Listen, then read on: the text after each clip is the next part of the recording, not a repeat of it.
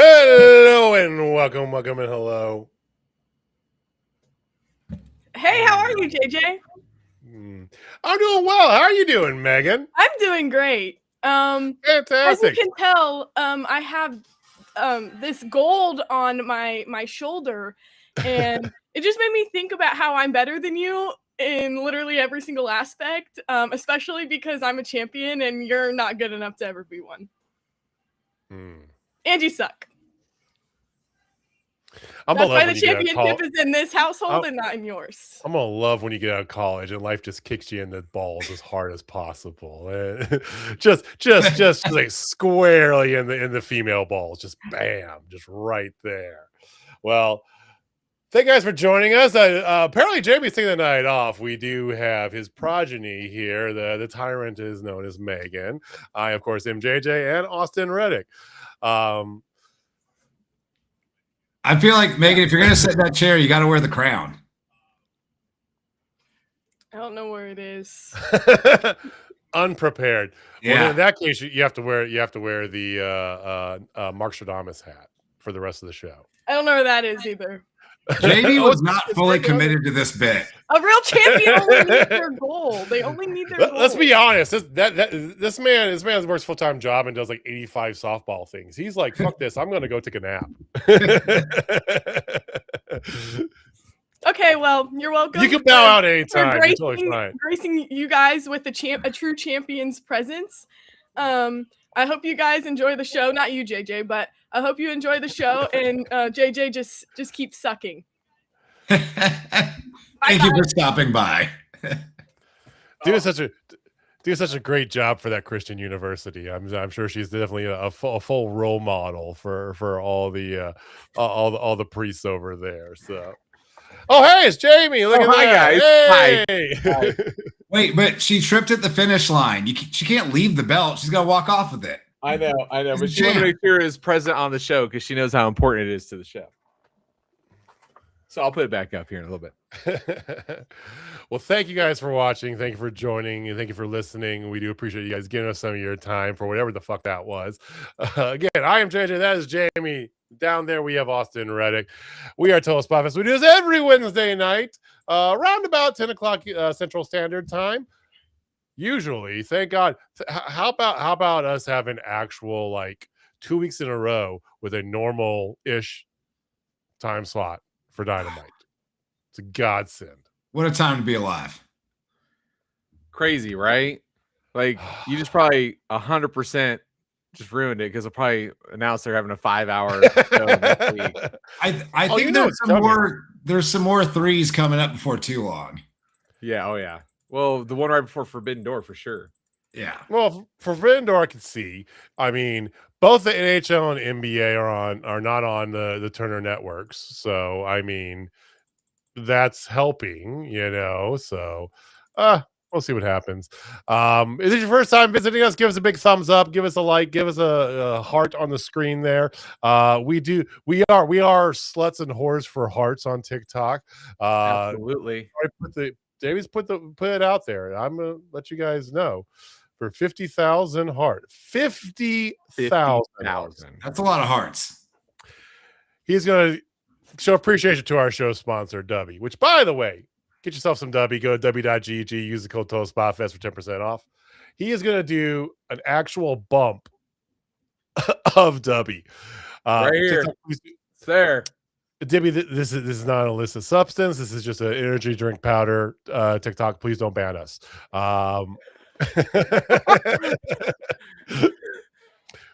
It's W Energy.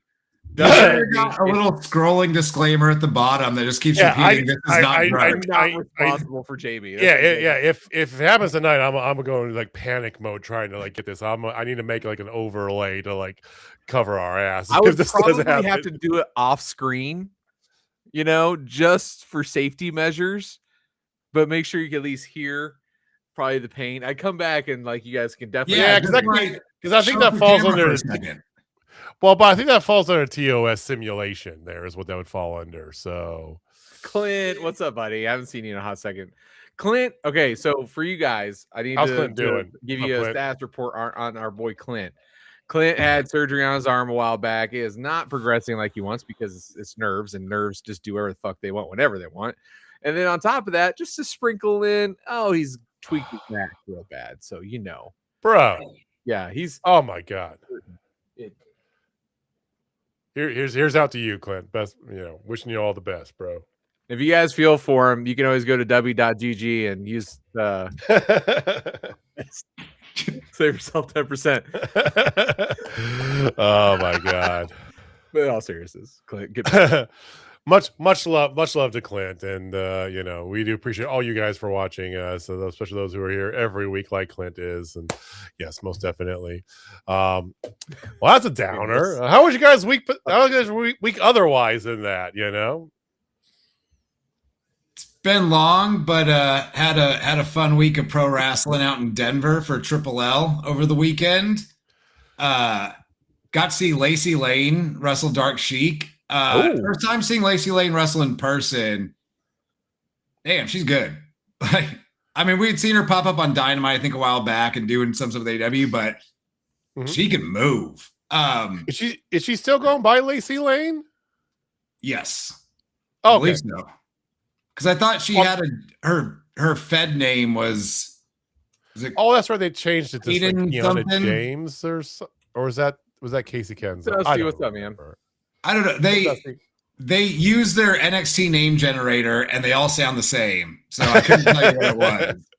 But she is wrestling as Lacey Lane now. If Lacey Lane is wrestling in your neck of the woods, definitely go to the show. Phenomenal talent. Also, got to spend some time with JD Drake this weekend. It's Caden Carter. Her name was Caden Carter. That was it. Caden Carter. Thank you. Jamie, you're missing the JD. No, I'm waiting. Okay, all right.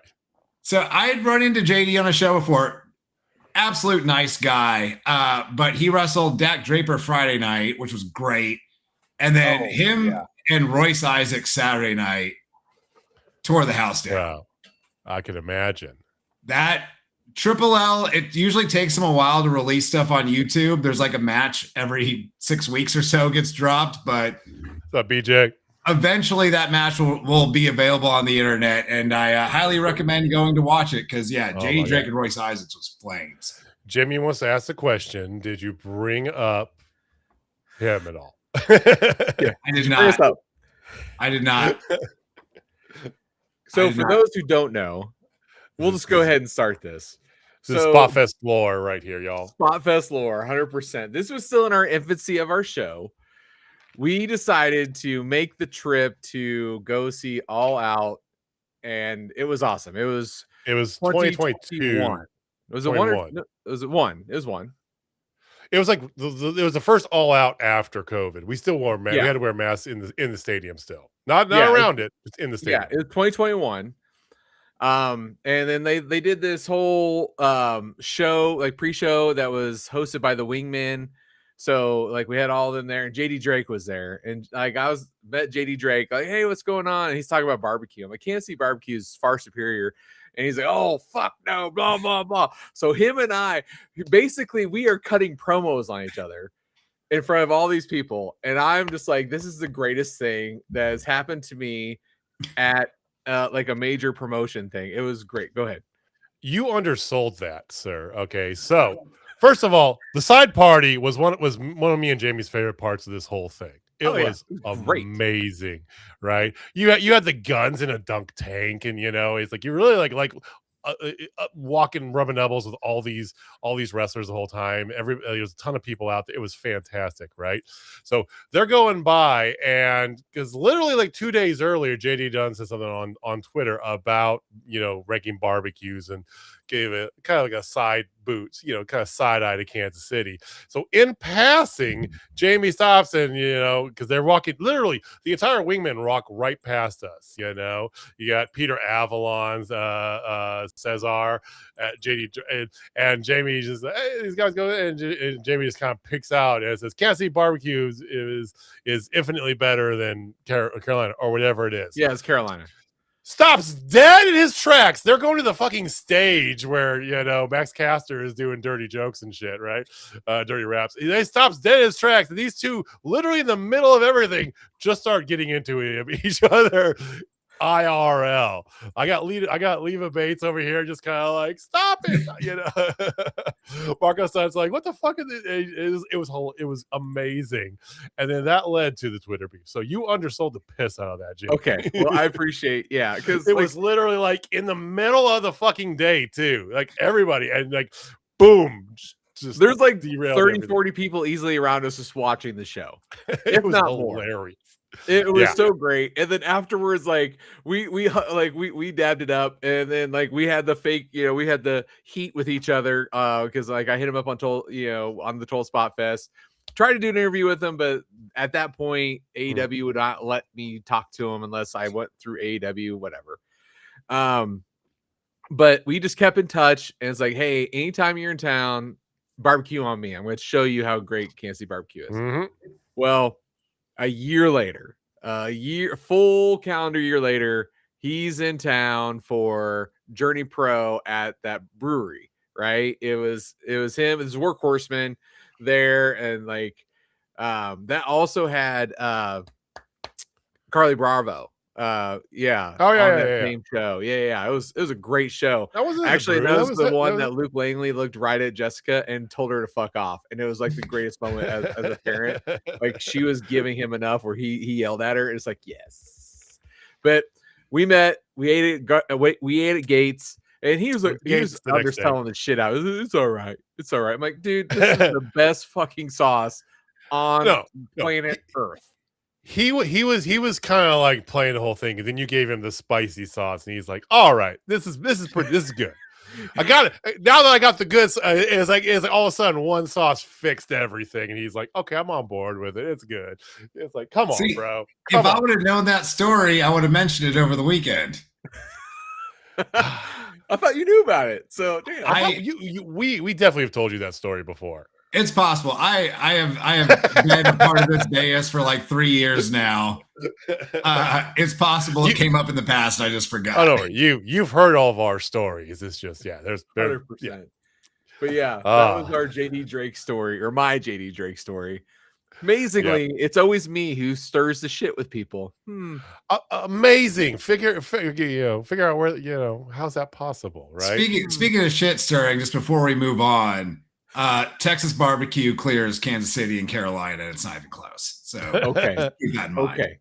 So if we're gonna get into this debate, I will give you Texas barbecue. Meat is superior. Meat is superior. The sauce is what Kansas City's known for, dude. Man, I mean, I like barbecue anywhere, but you're gonna get just as good of a sauce in Texas as you would in Kansas City. False. Absolutely true. False.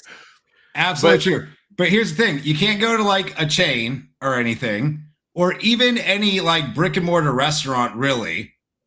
You need to find somewhere that's just like a food truck or a guy on the side of the road with a smoker, and he will have a homemade recipe sauce that is the best shit you've ever had in your life. And the meat's better, by far. Okay, well, obviously I've not been in Texas long enough to do said things, but can we both agree that Carolina just sucks? I wouldn't say sucks, but it's a far third for sure. I don't like it at all. Is that vinegar based? I don't mind aspects. I don't like the Carolina sauce usually. There's a few I've come across that are like, okay, this kind of slaps, but I like some of the things that they do, like.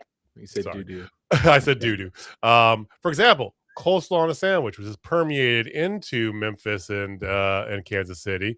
That's a straight Carolina thing. So it doesn't affect me. I love coleslaw. Coleslaw on a pulled pork sandwich. Give me heaven. See, that's why like I wouldn't go as far as say Carolina sucks, because I enjoy barbecue from anywhere, any different way you want to do it. It's just not nearly as good. It's that vinegar-based sauce that gets me. It's too acidic. Okay, you don't like the vinegar-based sauce.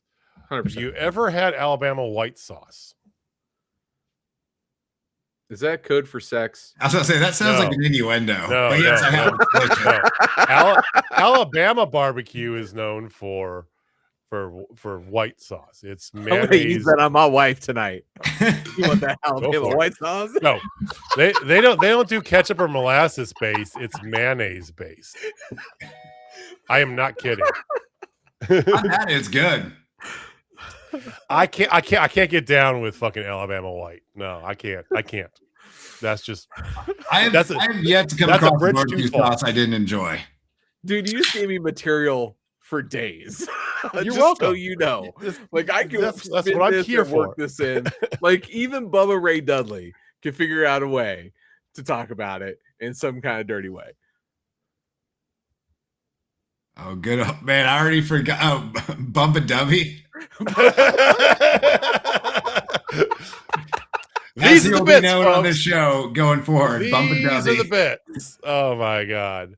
Well, you that up, and it took me like 3 seconds to remember what I said we were going to call him. Like, I fucking teed that up beautifully too. Come on, it was on a platter, a delicious platter of ribs and beans. And I was like, in my defense, I was thinking about smoked meats and barbecue, and like the mind was wandering. Biggest difference is this, okay? Took a turn when we're talking smoked meats and we started talking about Alabama white sauce. Yeah. I think the biggest difference really comes down to because Kansas City places a lot of stock in their sauce, the molasses-based sauce, plus the full accoutrement, right? They want to have all the bits. Texas is like, fuck you, give me beef, more beef. I know. Memphis is like, fuck the beef, here's the pig, right? Yeah.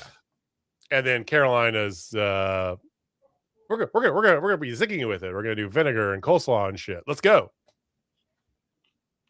You guys let us know in comments what's your favorite barbecue. If you don't like barbecue, let us know that too. And maybe not. I would love to hear the barbecue fight. Like, gotta know. Let's go. Let's get it going. All right, keep the discourse going. Again, we're gonna get into it though because there was a wrestling show on tonight, boys. We can talk about some wrestling. This is kind of what we do here. Dynamite from Cincinnati. It was Summer Blockbuster. Come on, you guys know how much I love these named weekly shows. I mean, it was good though. I like that the themed weekly show is like one of the first ones in forever that's not 3 hours. Real though. Yeah. Blockbuster. It's just a regular show. I will give Tony Khan credit because he is definitely committed to the bit, right? Because these are all reoccurring names, a lot of them. So there is at least that. Okay. I enjoy the themes. Like it's a low stakes way to just make it seem slightly different than the same show you do every Wednesday. Not that the show's not always good, but it's a nice change of pace. Again, lots to like about tonight, though. There's lots to like about tonight, and we're gonna leave the themes aside, okay? So we begin the night with perhaps the most unexpected thing that happened over the weekend. Tomasso Ciampa comes out, and we get a quick little rendition because guess what he's bringing back, Jamie? What's that? The motherfucking lion tamer. And a good one, too, at it. He forced Tony Khan, for those of you not seeing Collision, forced Tony Khan to call him better than Jericho, or else he was going to break the back of whoever the hell he was wrestling. I forget who it was. Great. And he threatens Tony Schiavone again at the beginning of the show with a lion tamer, or else he was going to break his back, right? I love every part of what he's doing until I remembered, like, unfortunately, this means Chris Jericho has to show up. Show up, he does. Positive, there is an equal and opposite negative. Point. Counterpoint. And here comes Jericho trying to bring back the whole spin and double pump, right? Which is like, okay, stop. Time has passed, Chris. But that's all he really wants to hear. He's better than Jericho. Jericho comes out and begins to call him Tommy. That's kind of Jericho's contribution to this, right? Other than the weird like add-on at the end, dumb. He's calling him Tommy. So yeah. And Tommy's mommy. That's that's what was happening in Chris Jericho world today. Yeah, but let's just stick on the positive. Hey, Tomasso Ciampa is doing line tamers now, and all's right in the world. It's just unfortunate. I don't care what his opponent is. Jericho came back in better shape than he's been in a while. Had some fun matches with Ricochet, and I'm sure him and Ciampa will have some fun matches too. But throughout the entire promo, all I could think of is like, is this the best you got, Jericho? Like one of the most legendary people on the mic of all time, and you're just doing that? The writing is severely on the wall. We know Jericho is not long in this tooth until he moves into a full creative GM-esque something like that position. It's got to happen. It's got to happen. Do you think he's retiring by the end of the year, guys? No. I think he's going to retire next year sometime. Yeah, that would make sense.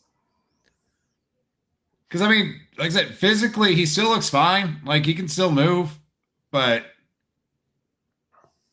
you just have ideas, unfortunately. He's like Hollywood, dude. Hollywood has ran out of ideas, and so is Chris Jericho.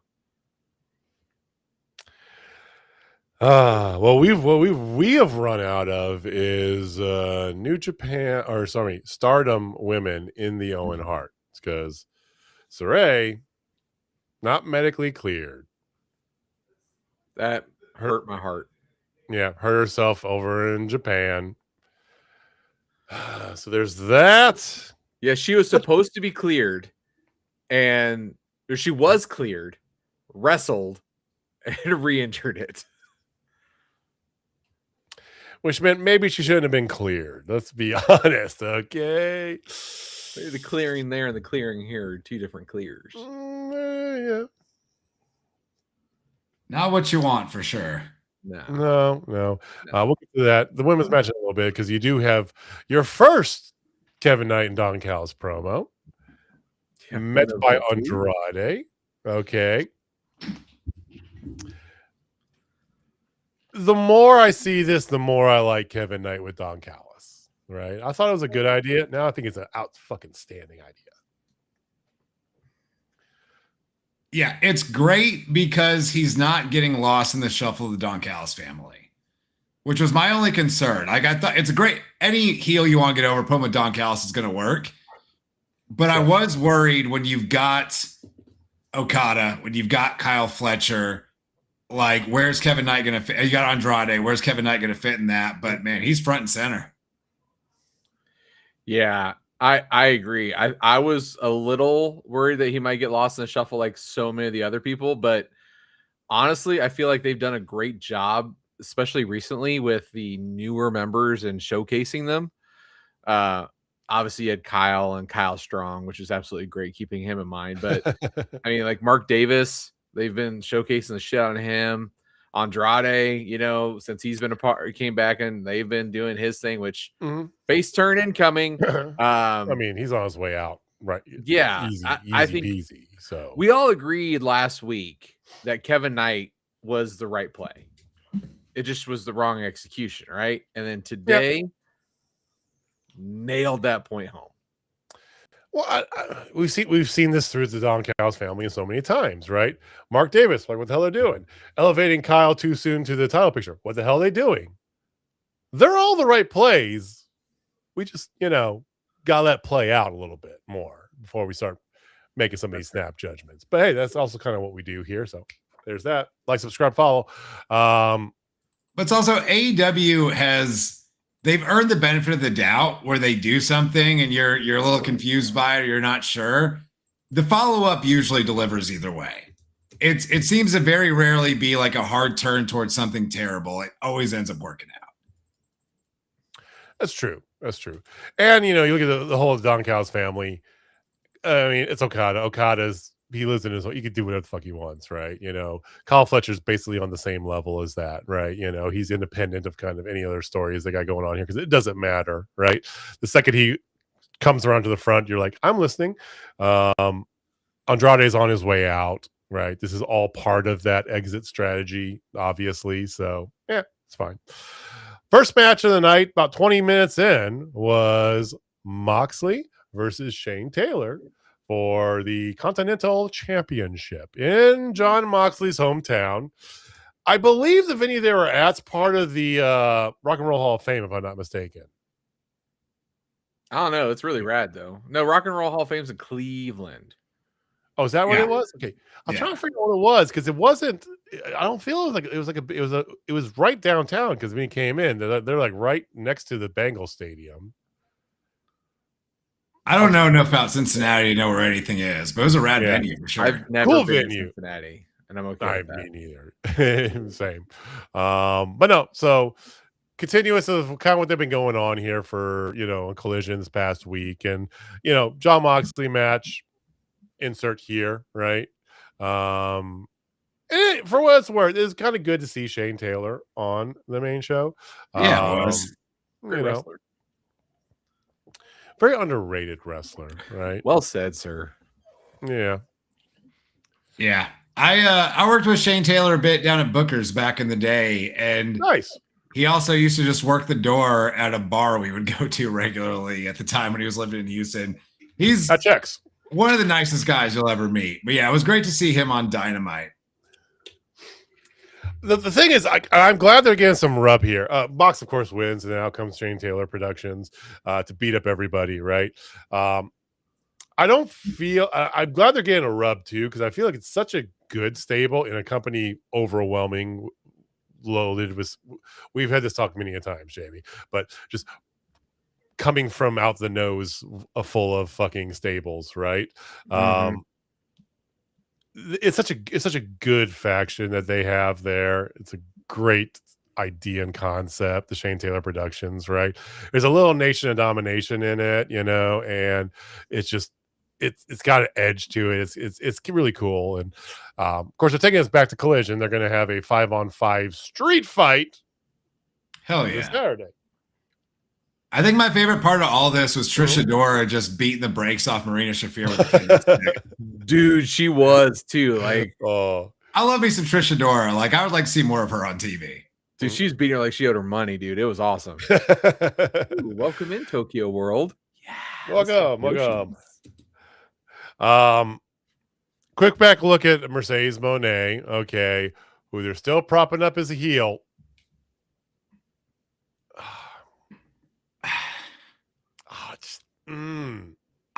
I know I just said moments ago, like when they do stuff you don't understand, it always works out. This is a real head scratcher, though, just because you don't have baby faces, like any of them. What are we doing here? I'm gonna give it time. I think it deserves just a little time, not a whole lot. Like, I'm gonna give it 2 more weeks. Okay, 2 more Wednesdays. Okay, Figure it out.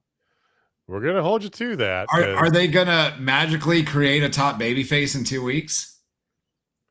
They have one. She just needs to get over herself.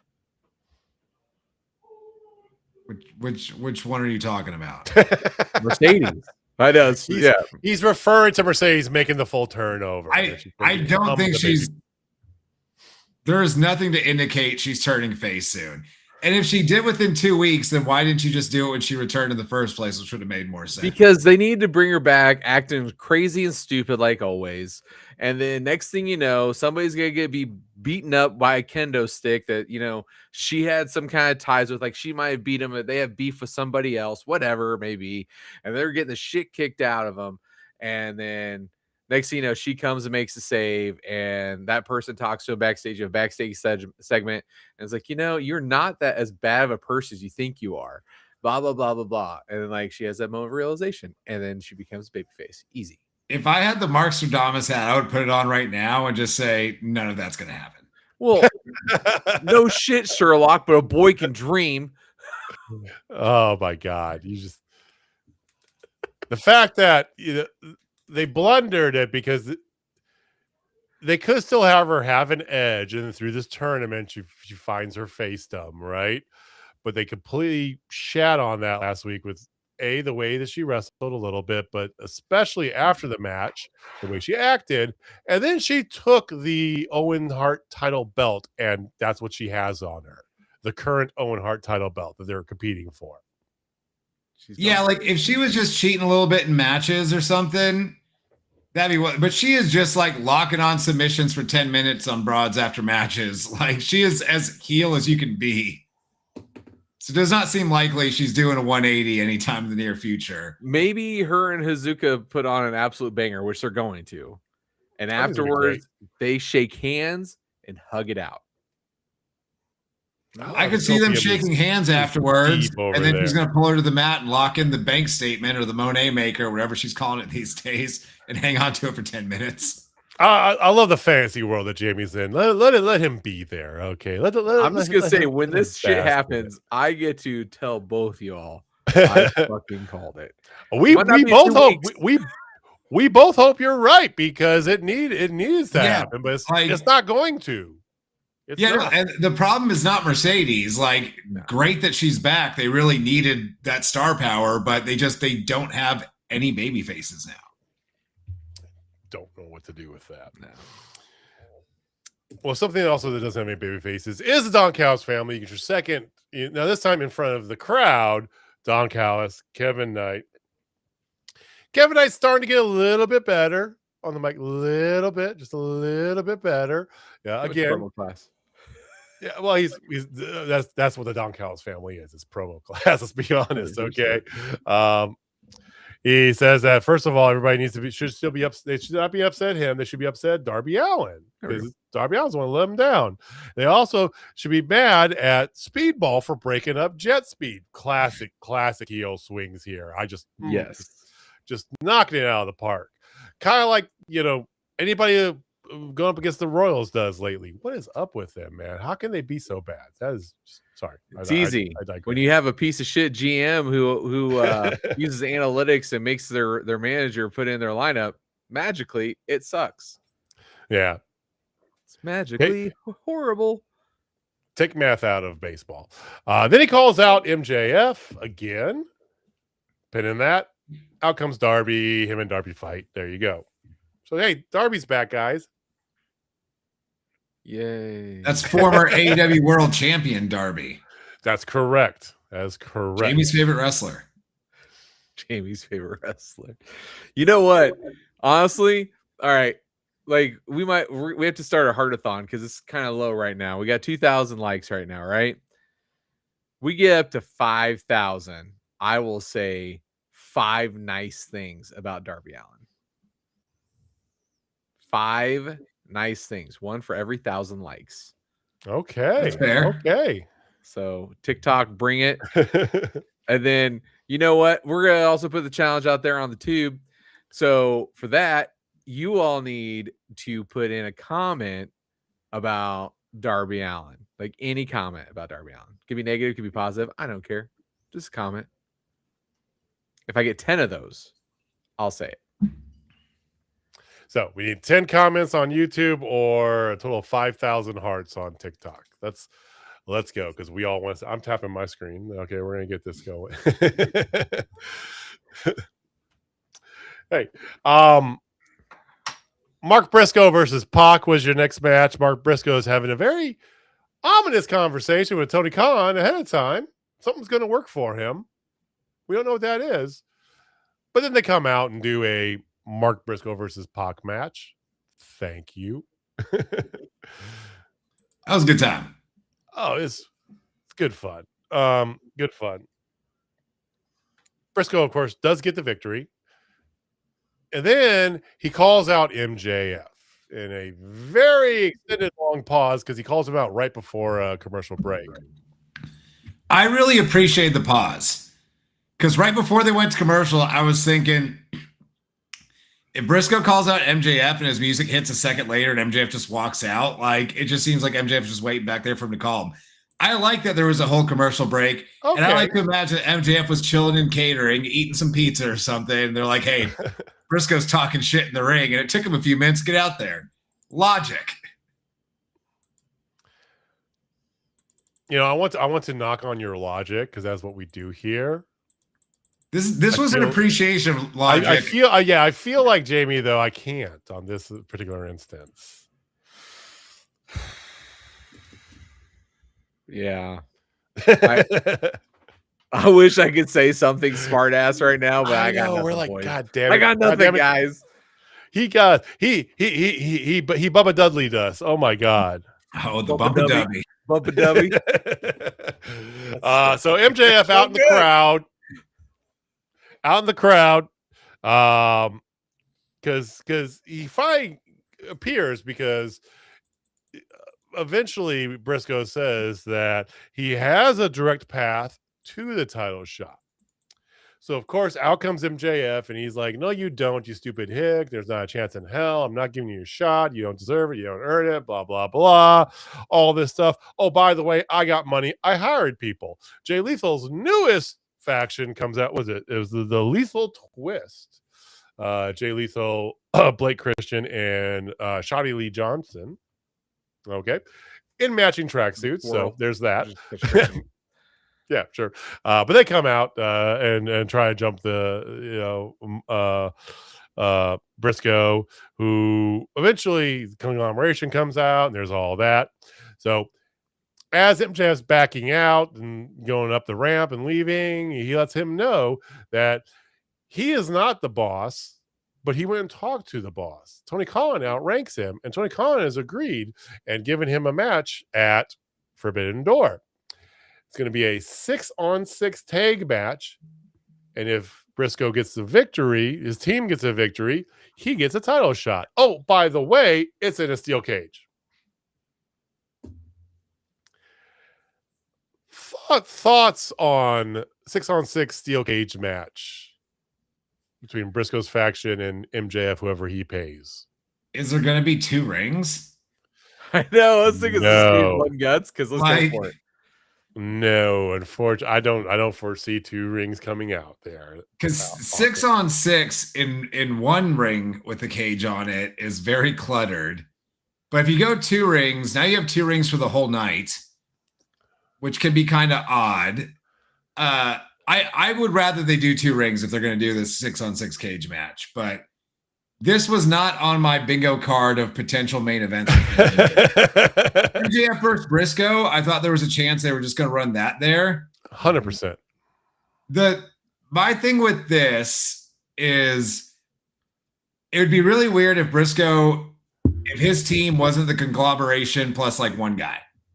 Like, you have a group of buddies. Why would that not be your team? MJF, we'll get to his plan later, but he is searching the AEW roster as well. Where are the Forbidden Door folks? Like, we might get 1, 2 in this match, but Forbidden Door is shaping up to be very much just AEW with a couple other people sprinkled in. I know. I'm getting that vibe too, and I don't like it one bit. Like, nope.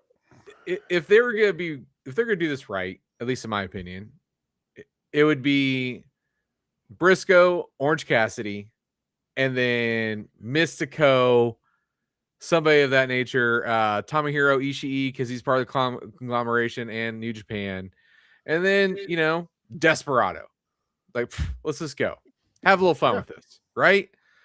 And then the other side would be a mixture of all the bad guys. Hechicero must be in there. Absolutely must be. Absolutely. Like, I would go that route. But we'll see, because evidently they're not going that route. And that kind of pisses me off because there's been only one match, which we'll get to, and I can't wait for us to get to it. That's been we'll talk about that next here, because it ties into this here. They announced it later on, but we'll talk about it right in part or parcel with this, because they announced that as a triple main, they make it official later on, right? And they announced it's a triple main event. So for Forbidden Door, the groundbreaking pay-per-view that you set up between 2 large major promotions around the world, technically 3 together. Well, now 3, but yeah. But initially it was meant to be them and then, but now you had 3 of the largest in the 4 technically. Yeah, you got Stardom, And what is your triple main event? Is the finals of the AEW Owen Hart's men's tournament, the finals of the AEW Owen Hart's female tournament, which the female does have new Stardom and had CMLL wrestlers in it. Okay. And this 6-on-6 clusterfuck steel cage, which, like Jamie said, it's going to be the conglomeration Darby Allin versus whoever MJF pays in the back. That's your triple main event. And it's weird too, because on paper, if you just said like, hey, AEW's having a pay-per-view, here's 3 matches that are announced. We'll get to another one that's announced, like Jamie said, shortly here. But that sounds like a great show. It's just the only disappointing thing is it's Forbidden Door, and they're not working the gimmick. They're not using the Forbidden Door. Not even close. It's a good pay-per-view from the good pay-per-view company, but it's not the right pay-per-view to do these.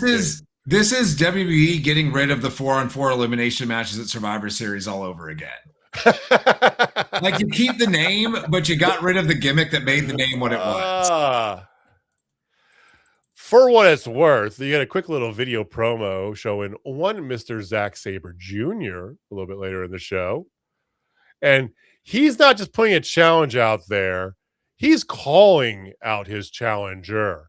He wants Kenny Omega at Forbidden Door. God damn it. And Kenny's like, bet. That's the best match of the night. I don't care who you are. That's already the best match of Forbidden Door. Done. I don't know about that. Ooh, really? Well, okay. The men's Owen is going to be gonna fuck. Okay, yeah, you're not only you're not because wrong. The men's Owen, which we will get to the other half of who will be taking on Will Ospreay. If you didn't catch the show, you already know. But yeah, the men's Owen final should be absolute flames. Yes, and every fiber of my being wants me to say, you're absolutely right. That's going to be the best match. But my technical brain and my love for technical wrestling is going to win out, unfortunately, for you, because Kenny Omega versus Zack Sabre Jr. is going to be epic. Epic on Mount Everest levels. Like, it is going to be the largest, most beautiful technical match we've ever seen. And we've seen Zack Sabre and Bryan Danielson go at it. I think this one's going to surpass it. Wow. I think at the end of this, we're all going to stand up in our homes, for those who pay for it and the ones who pirate, not naming names, JJ. But we're going to stand up. We're going to have tears coming out of our eyes because we got to witness the greatest technical match that's ever happened. Well, that's a bold claim, Cotton. That is a bold claim. I hope so. I mean, I feel like it is going to be epic. Like, it's going to be a phenomenal match. I just don't know if it's going to be better than Ospreay versus, spoiler alert. I don't think you're going to have it's a 6-on-1 situation between those two matches, is the whole point. But it's just the fallacy behind it is like the triple main event, and yet you have like the actual, like, this is actually what's supposed to be for Forbidden Door. So yeah. Well, while we're on that really quick, I am not as up to date with New Japan as y'all may be, or some people that might be watching right now.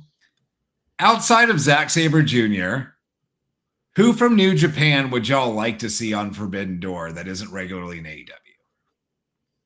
Like, is that the thing? Did AEW just kind of sign up a lot of the New Japan people that were really good? And there's not marketable names that the American audience is going to be familiar with or really want to see. I don't know if that's the case. Like I said, I don't watch a lot of New Japan, but like, maybe that's it. JJ, I got one name. I mean, yes.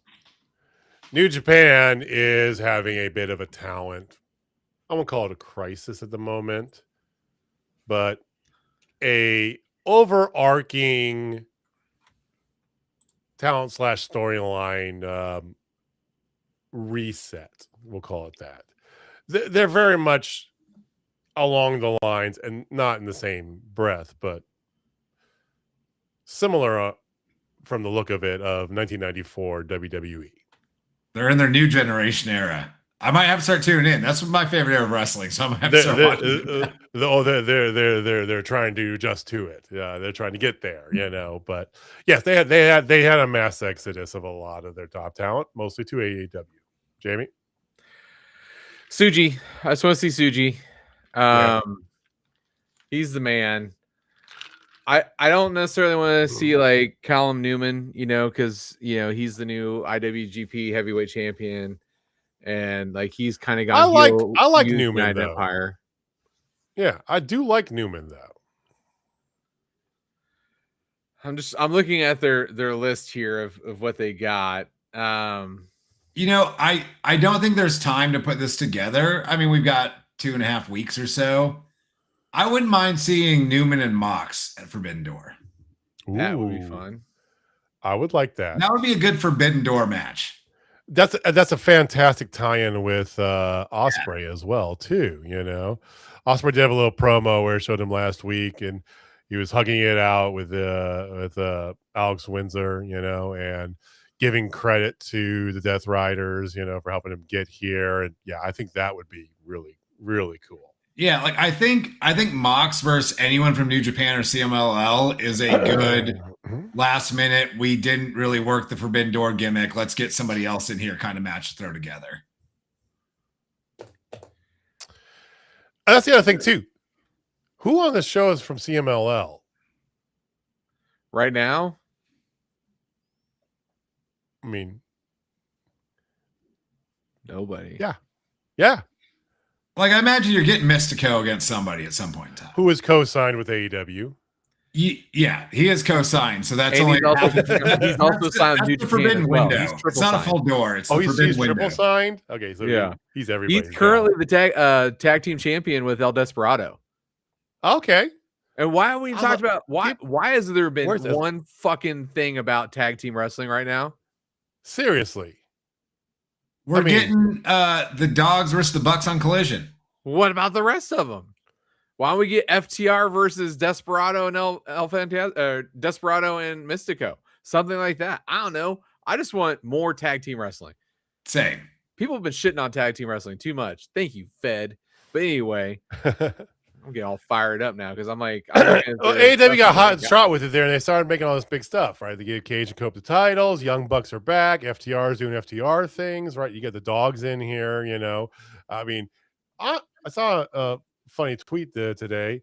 Didn't even think about it. David Finlay has been in AEW for a little bit now and has wrestled in 0 singles matches. Not one. Yeah, that's interesting. Yeah.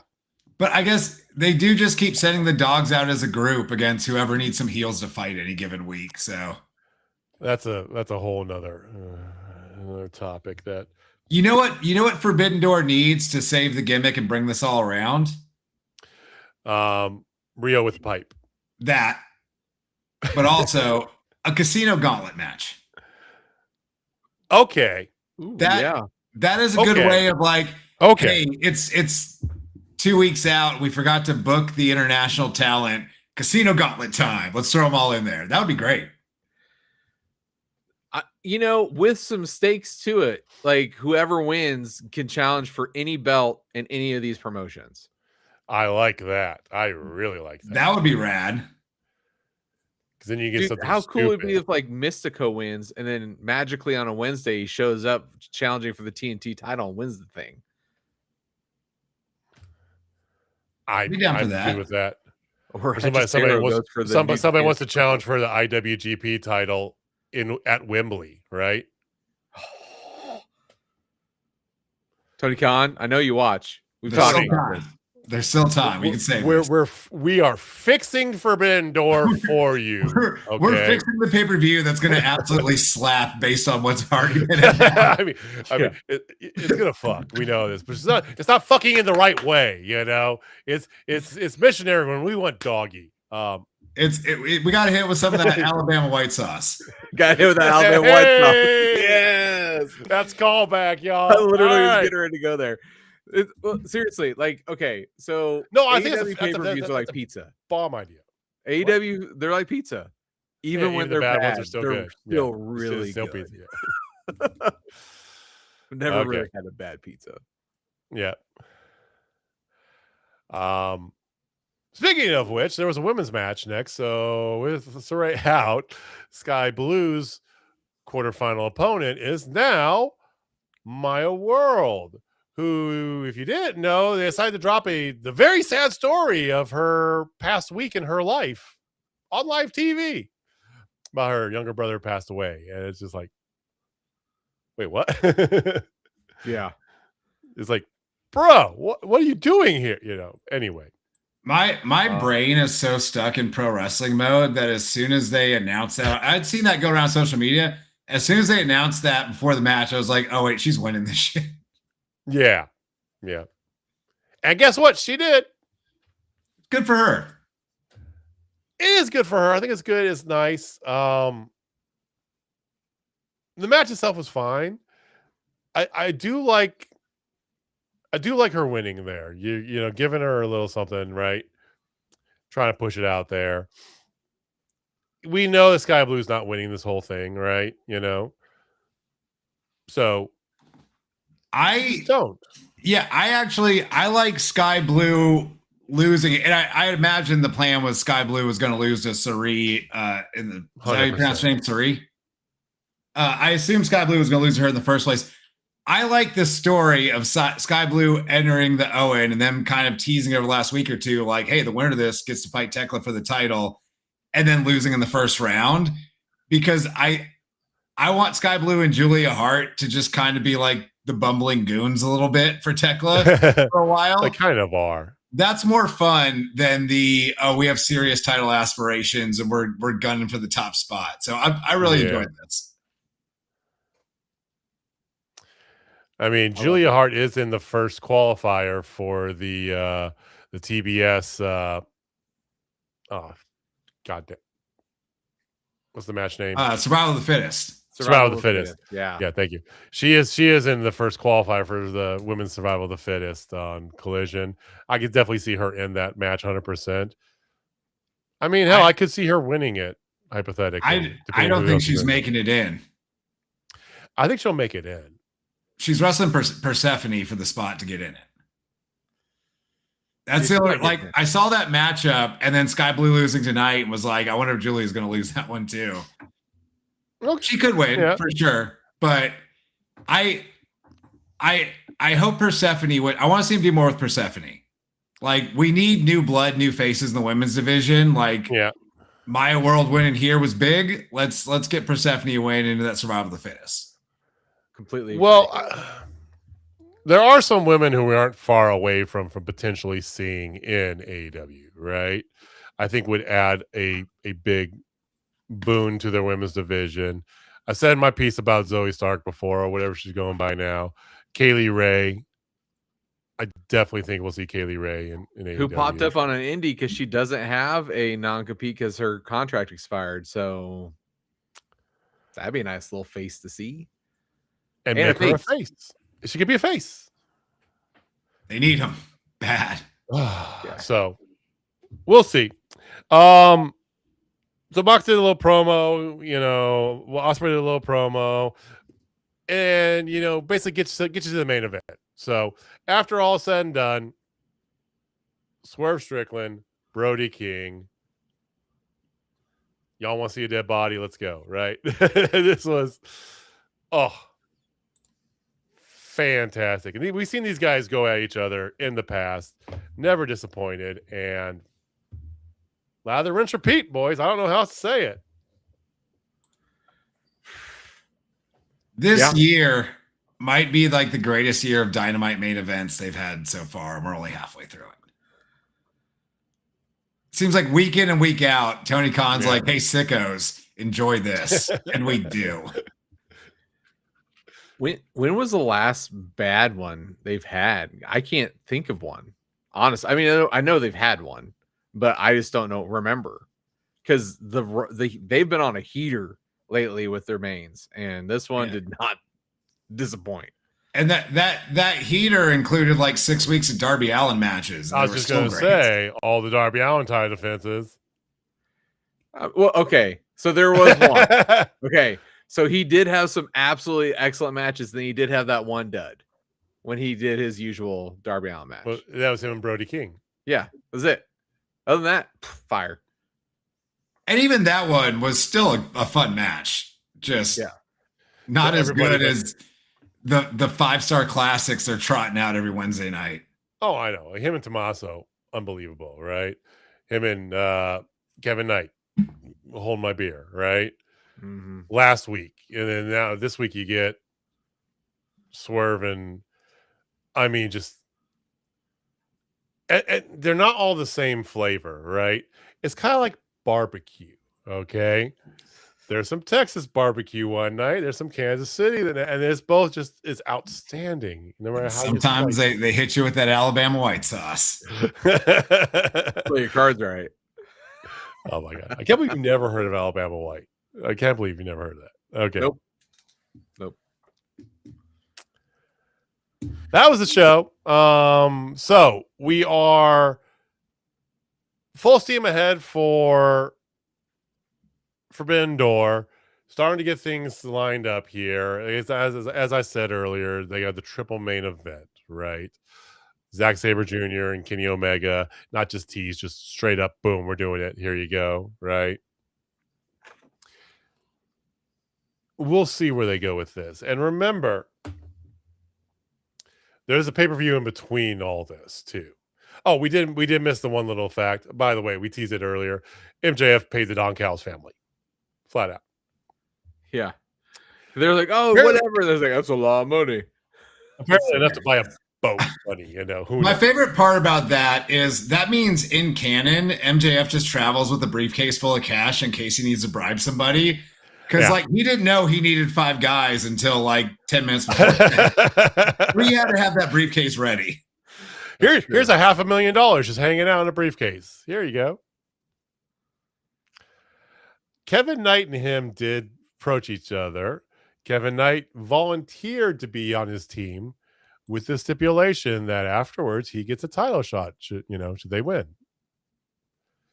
And a little back and forth quip quap, and MJF agrees to it. And of course, Andrade, as everyone's leaving, stops Don and where's my shot? And Don shakes on it as a man of it. He gives him his word as a man. He is going to get a title shot. Didn't say when, but he's going to get his title shot. So do y'all think that means Andrade's leaving the Don Callis family at Forbidden Door? Yes, 100%. How you know? How you know? How you know? I love how over that's gotten. Just let's talk about over because it was weird. Did we even talk about Andrade and Orange Cassidy?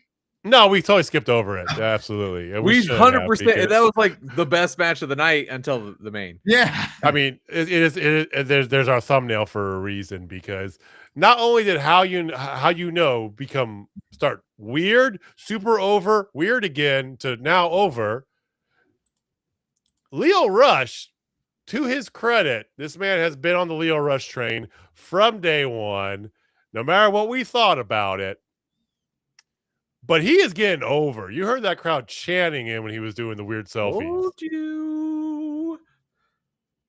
It's still not for me, but hey, it's working for him. So like, good for him, man. Let's get weird. It's fine. I love it. I love it so much. And I don't know why. Who knows? He knows. It's like, oh god. I sit there and I'm like looking at it. I'm like, man, why do I like this so much?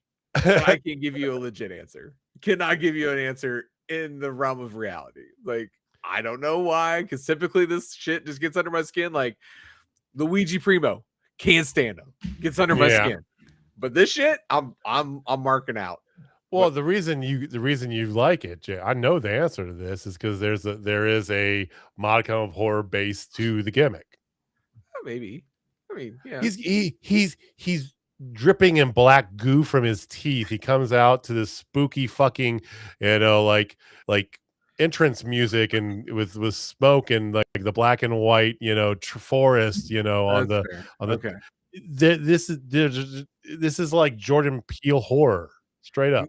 Now, would you like it better if, like, instead of the black goo, it was the Alabama white sauce coming out of his mouth? Is that what you prefer? He might like it better. I don't know. I don't want to put anything in front of the man. I have no idea. Feel like that would be not something you can put on TBS on a Wednesday night. That might get flagged. It might. Might. I mean, Bubba Ray Dudley might have a real like thing to say about that. Bubba Dovey. Bubba Dudley.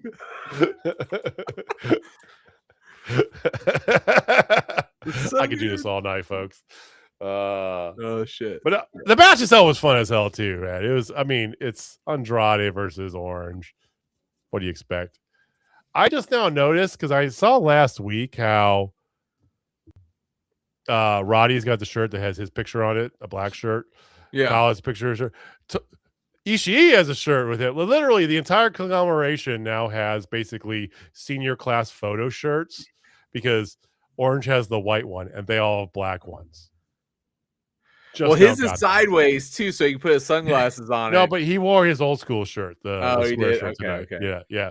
But his is just the white shirt with his picture, and everyone else has a black shirt with their picture on it. Can we just talk about how he had tearaway jeans to have jeans underneath it? That shit popped me so hard. I popped audibly loud. Go ahead. He's ripping off bits from Dak Draper. Triple L on Friday because Jack Draper does the pull away the jeans. He had a pair of shorts under the jeans, like breakaway shorts, and he went to hit the ropes, and JD grabbed his pants to stop him and ripped the jeans off, but he was wearing the shorts underneath, and he like bumped him, then did the shorts rip. Great spot. That's awesome. Fantastic. Yep. Didn't Sam Beal did that too with the double glasses? Yeah, he always did the double glass thing. I still glasses there. I love Sam Beal. He was a fun dude. I love that. We need to get him back. Shout out to Sam. Maybe Fountain City, Midnight Pro, CSW. One of you guys get him in. And we're gonna talk about that in a second too. When Orange Cassidy first came to AEW, of course, Jimmy and myself, we knew who he was, right? We had seen the internet, and I especially was stupid excited for him in here. And when he first came in, people were like, "What is this? What is this horrible gimmick?" And I'm like, "No. And I always pull back to it was someplace in Boston. I want to say it was Boston, but it was like a bar wrestling promotion where it was him and Kylie Ray just beating the living piss out of each other. And I'm like, this guy can go, right? I love the arc of him. You know, he went from this like weird indie, if you knew, you knew all the shtick bits, to maybe the most over man in the history of AEW. Let's be honest. As they mentioned tonight, most matches in AEW history. I understand he had a different gimmick in Chikara, but I love that there is a very much Chikara gimmick in mainstream pro wrestling right now. Oh yeah. And it's so good.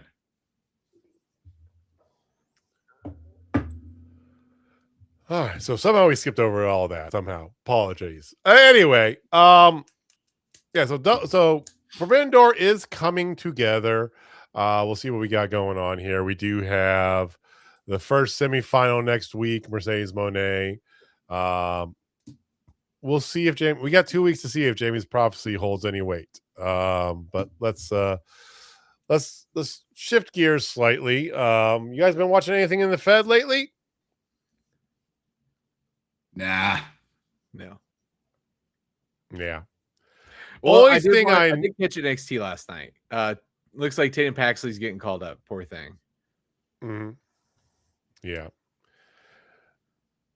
Only thing I know of note was like, because we talked about this last week with the whole AAA El Grande Americano versus El Grande Americano. They're leaning hard into Chad Gable, which they tend to do once every couple years, right? Yeah.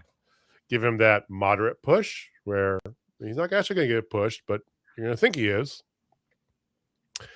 came and saved Rey Mysterio. He's now the defender of Lucha all of a sudden. So there's that. And they're progressing with their King and Queen of the Ring tournaments. I don't know.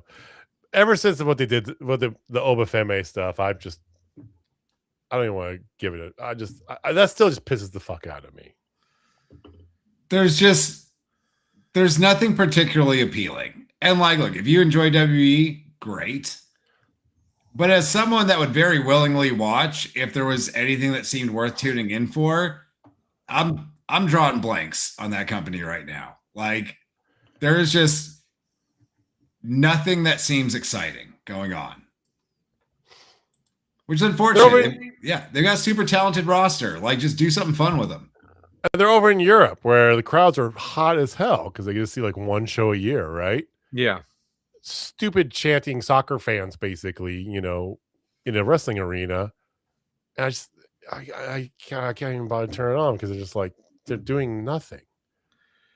So even Bubba Dudley, Dudley. I'm trying to cue it up. He even said that they're playing it safe and it's boring. They're just safe right now. And he is the ultimate WWE lifer. Like, he is usually all the way down the shaft on it. Yeah. I for the life of me cannot figure. Yeah, there's a couple of key people that are injured, but your roster's so deep. Just take this for example. Julia. She was in one of the 4-way qualifiers for the whole King of the Ring, and I forgot that she was in that match. Yeah. Julia, of all people, right? Liv Morgan's defended her title once. And she's in the tournament to challenge for the other one. She is. She's a women's champion. It's just weird stuff they're doing. So Ruka's getting a big push, although, she's adjusting so hopefully to stop injuring people. The bloodline's still the bloodline. There's supposed to be another bloodline member they're supposed to be getting because just keep rehashing that. Why not? Right? It's Zilla Fat too. We already know I did see reports that Zilla was at the PC. Yeah. 100%. Because why are we still doing it? Why? Exactly. Hell. I mean, did you guys even know that CM Punk's not there? He's like apparently been out because of injury or something. I don't know. No, he requested, damn it. He requested time off. Yeah. Wow. You went like all out. I mean, it seems the moment you bring up CM Punk, my light was just like, no. That's like, nope, I'm out. I'm done. Fuck that guy. Let's see if I can get this. I'll go white here real quick. Yeah, like CM Punk taking some time off after Mania makes perfect sense. And again, it's not a lack of stars or talent. It's just they don't do anything interesting with them. I want WWE to be good. Like, I would love to, like, Monday night, so I'm sitting here playing Diablo 4, have Raw up on my other screen. Mm-hmm. But I watch It's Always Sunny reruns instead because, like, that's going to be more entertaining. Or I'm going to put on episodes of Superstars from 1996 when it was so good. See, that's the key there. I'm just waiting for them to get that TNA library so you can dive in and just from the beginning watch through the gloriousness of the birth of the six-sided ring, Team Canada, right? The Icon years, right? Kurt Angle defection, and Samoa Joe and Joe Styles, Daniels. I've seen that match, but yeah, I missed a lot of early TNA. You've seen that match? That was a series of like they fought each other, the three of them, for a solid year straight. Hell yeah. Back and forth, and then it finally capped off into the match. And that match, yeah, the first TNA show I ever saw was Victory Road 2008, which was not their best effort. Right. I mean, and you missed, Main Event Mafia and all this other, there's a lot of good stuff in there. The rise of Face Samoa Joe as the TNA champion, right? I mean, the glorious that was Abyss, Monsters Ball, just so much good stuff. Oh, yeah. They can put their library out for free or on a service I already pay for, and I will burn through it. Yeah. Well, one day. One last story I want to talk to on that front here is because it seems like there's even more, and this has happened many times over, especially when in the Impact days, right? But TNA is just losing everybody too, right? Now, their product's been severely watered down. And if you listen to this show, we definitely have put the blame at one particular mid-carder who Jamie loves to talk about as a booker. But Mike Santana's contract's expiring soon. The gumption is that he's going to WWE. Mm-hmm. Is it time? And we've asked this question. I know. Is it time to finally pull the plug on TNA? Or is it still a good landing spot for those in between, all MLW and others like that? I hope not, just in the sense that another place for pro wrestlers to make a living. Like, I don't want that to go away. Yeah. But I'm not tuning in. Like, there's nothing that seems particularly interesting to get me to watch on a Thursday night on AMC. I watched their pay-per-view when they rebranded. What was that, a year and a half ago now or whatever? Maybe even 2 years? It was 2 years ago. Just nothing to hook you and keep you watching. Like, I don't know. They don't have an identity. Yeah. I mean, was it Maya Grace? Is it Maya? Maya Grace, yeah. Yeah, Maya Grace and Steve Macklin both were granted their releases. Yep. Just recently. Like, here's the thing. MLW just got their new deal, and they had good showing on it, and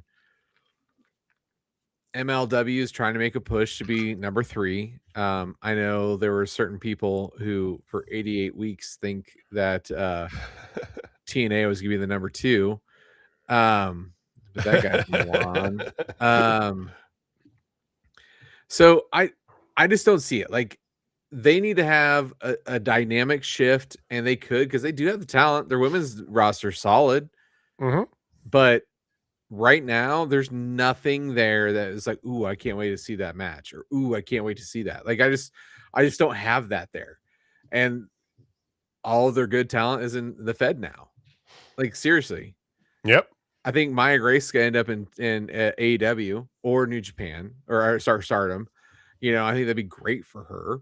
Macklin's gonna probably come over because his wife is actually very happy with what she's doing, contrary to what people are saying.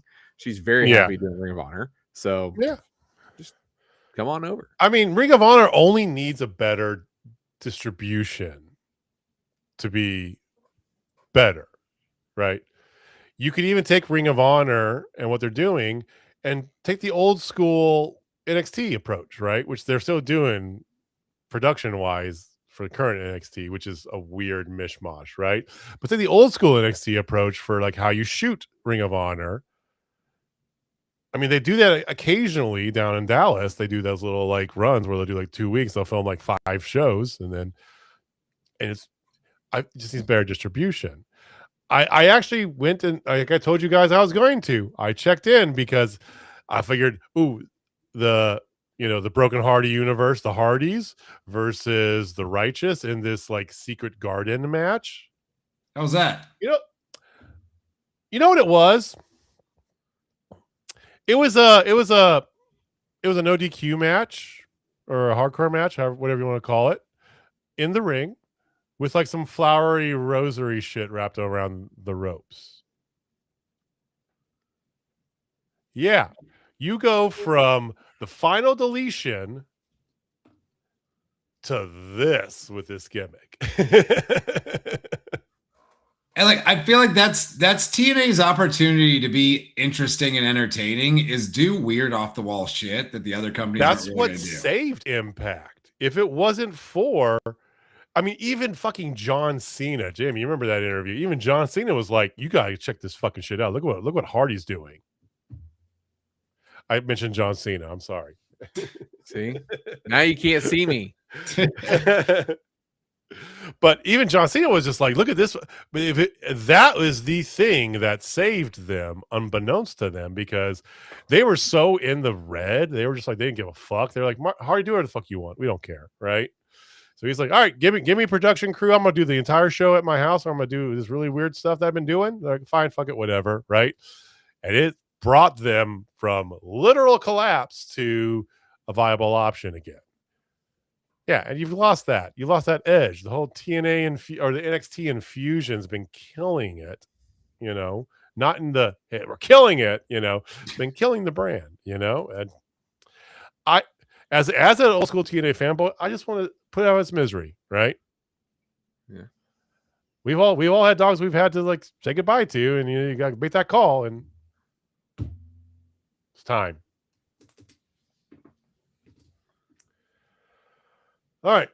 Anything else you boys want to get to? No. Nah, don't really have anything. Kind of a light week on wrestling. It really No, was like good. Yeah. Good. It was good. I mean, I feel like they're also gearing up too, right? You know, they're even with Forbidden Door being a couple weeks away, they're definitely, you can see the focus on TNA. They're trying to get that long-term arc for All In, right? So, because I think All In is going to just be gangbusters this year. First year was, second year was not quite as good as the first year. And then they moved it around a little bit. Now they're back in Wembley. They wanted to be the Alabama White of fucking pay-per-views.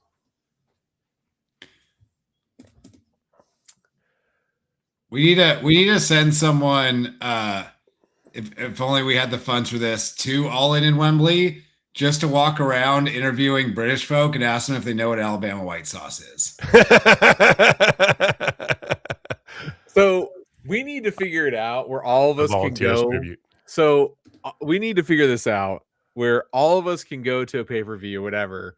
And then like we could do interviews with people like as we walk around, like all three of us together. And see like what kind of fans we can get. Like we just pick anybody and just have a good fucking time with it. I think it'd be hilarious. That would be great. Be a good time. Or what is it? Do they still do the WrestleCade down in Texas where you can be a part of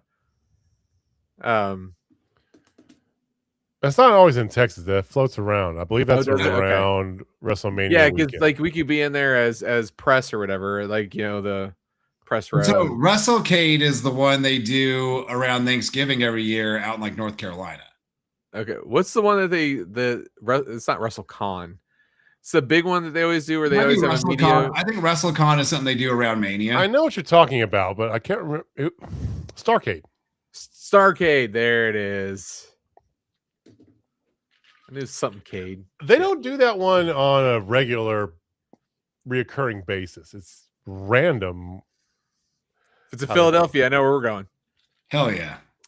I mean, that makes it easy. First of all, says the person with 4 children and 8,000 different commitments to do. Hey, but if it's happening, like, trust me, I will find a way to get out there and I call the couch. So we're good. We'll make it work.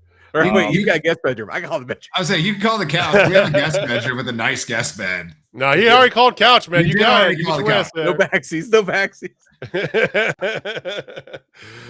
All right.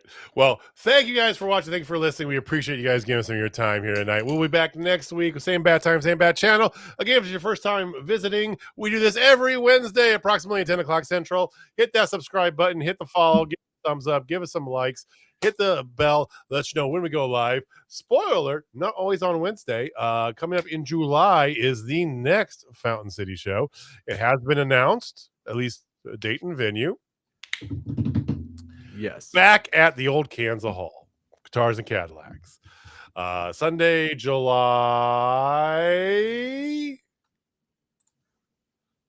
24th, 28th. Wow, I should have really had my calendar up ahead of time. The last Sunday in July. The last Sunday in July.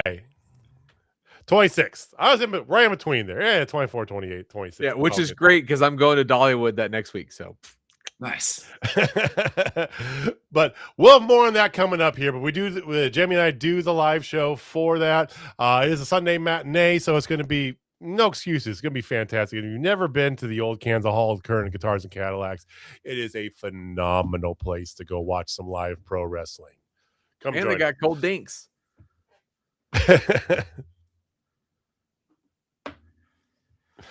Boys, I'm a little upset we didn't get a bump of Dudley tonight. It's always next. We're gonna figure that out next week. Again, 50,000 hearts. He's gonna do a bump of Dudley. Yes. Bump of W. Wow. No. See, I know. Dudley. That's hard to say. Speaking of W, go visit W, our show sponsor here. Thank big props to W. W.GG. Use the code Spotfest for 10%. We will see you guys next week. Jamie, take us home, man.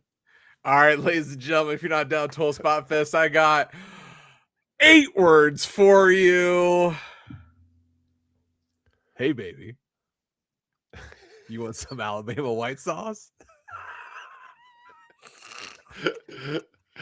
All right, we'll see you next week, guys. Peace. Later.